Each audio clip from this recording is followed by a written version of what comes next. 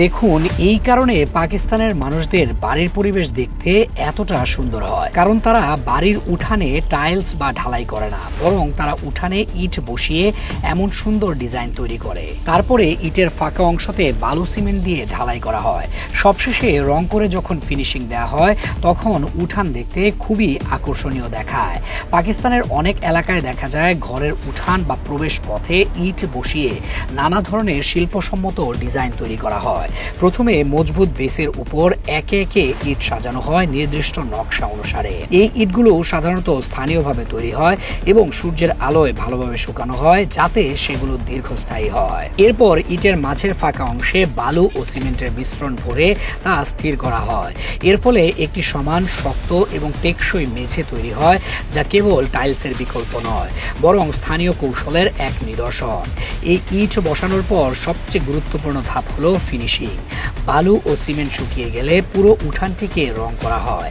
পাকিস্তানের বিভিন্ন অঞ্চলে উঠান রং করার ক্ষেত্রে নানা ধরনের প্যাটার্ন ও রঙের ব্যবহার দেখা যায়, লাল, খয়েরি, সাদা কিংবা ধূসর।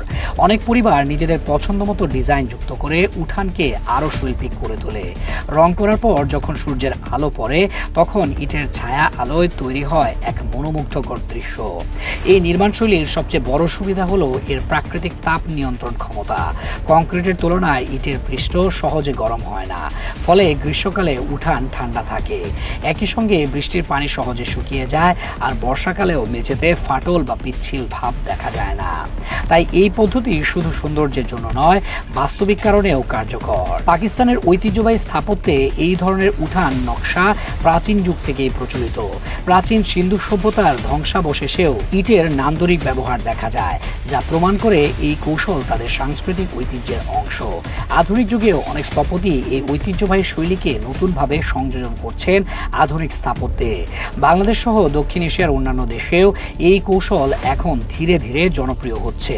অনেক বাড়িতে দেখা যায় উঠান বা বাগান ইটের নকশায় তৈরি করে সাজানো হচ্ছে, যা খরচে কম, স্থায়িত্বে বেশি এবং দৃষ্টিতে আকর্ষণ। দেখুন, এই কারণে পাকিস্তানের মানুষদের বাড়ির পরিবেশ দেখতে এতটা সুন্দর হয়।